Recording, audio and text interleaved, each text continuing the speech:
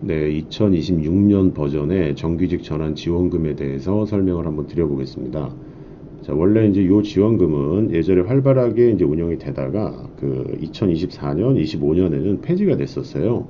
그래서 없어졌다가 다시 2026년에 다시 이제 부활한 그 지원금인데, 예전에는 중견기업까지, 그러니까 우선 지원 대상 기업하고요, 중견기업까지 지원을 해줬는데, 지금은 이제 선택과 집중을 하기 위해서인지 30인 이하가 아니라 미만 사업장에만 지원을 해주고요.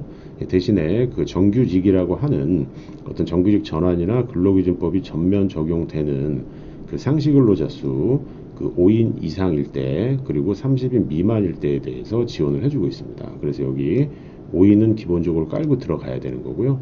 30인 미만인 사업장 같은 경우에 신청을 하실 수가 있어요. 그럼 요 지금 사업은요, 이른바 공모형 혹은 사전 승인형이라고 해가지고 고용센터에 앞으로 우리가 정규직으로 전환을 하겠습니다 라는 계획서를 제출하시고 고용센터의 승인을 받으셔야 돼요. 그 승인을 받으신 다음에 다음 달로부터 6개월 이내에 전환을 완료해 주셔야 되고, 혹시 특별한 사정이 있으면은 6개월을 한 번 더 연장해서 최대 1년 안에는 그 정규직으로 전환을 해 주셔야 되고, 그리고 1개월 이상은 고용 유지를 해야, 일반적으로 이제 뭐 3개월 미만에 만약에 이제 퇴사를 하시더라도 그 일할 계산으로 들어가는데, 그래도 기본적인 그 단계는 1개월 이상 유지를 해 주셔야 됩니다. 자, 그러면 일단은 안 되는 근로자 먼저 설명을 드려보면, 그 노동법을 준수하지 않는 최저임금 미달자는 당연히 안 되고요. 그리고 그 정규직으로 전환을 했는데 정년까지 2년도 안 남은 사람은 정규직 전환에 의미가 크게 없기 때문에 이런 분들도 제외하고, 그리고 외국인 근로자는 원칙 제외지만 F256 거주, 영주, 결혼 비자는 지금 다시 제외가 되니까 해당이 되는 거고요. 그리고 이제 가족인 사업주의 배우자, 직계 비속뿐만 아니라 존비속해서 이제 부모님과 이제 자제분들 해당 사항이 안 되고요. 그리고 이제 근로시간이 이제 짧은 걸로 추정이 되는 월보수 124만 원 미만 근로자는 정규직으로 전환해도 지원 대상이 안 됩니다. 자, 그러면은 정규직으로 이제 전환을 하는데, 일단 전환 대상자는 대부분은 아마 기간제 근로자가 될 텐데요. 우리 회사 소속이 아닌 파견 근로자 같은 경우에도 이제 6개월 이상을 사용하고 있다고 하게 되면 요건 직고용이 되겠죠.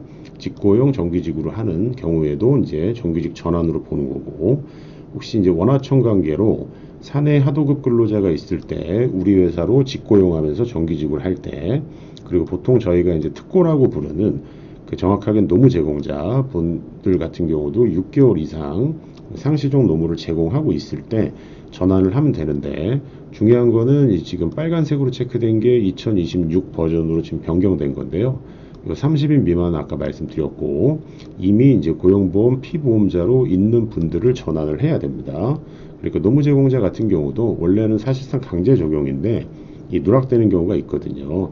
그래서 그분들도 피보험자로 등록이 된 상태에서 전환을 해주셔야 되고, 자, 전환을 했을 때는 당연한 얘기지만 최저임금 이상 지급해야 되고, 요거는 이제 사실 4대보험 가입은 사실 선결된 조건이고 차별이 없어야 되고요.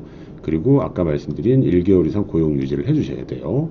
자, 그러면 이제 지원금 수준은요, 예전에는 직접인건비하고 노무관리비라고 해서 이원화돼서 줬었는데, 현재는 이제 2026년에는요, 그 임금이 20만 원 이상 월 단위로 상승했을 때는 60만 원을 지급을 해주고요. 20만 원 미만 상승했을 때는 40만 원을 지원을 해주고, 자, 요 지원 기간은 한 달 금액이고, 요거 월 이렇게 나와 있죠. 월 단위인데 이제 최대 1년까지 지원을 해주고, 신청 주기는 분기 3개월이 됩니다.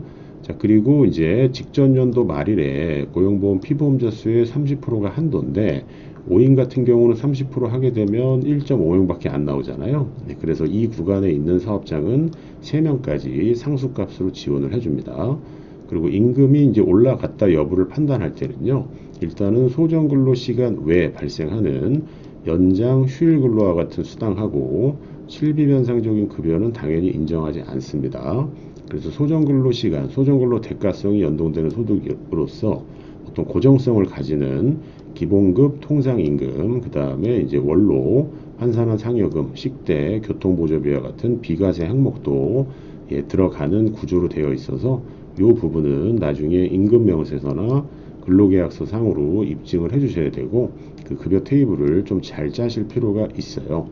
자, 그래서 다시 말씀드리지만 30인 미만 사업장, 5인 이상 사업장에 지금 그 특화된 지원금으로 바뀌었고 승인 사업이라는 거 꼭 기억을 하셔야 될 것 같습니다.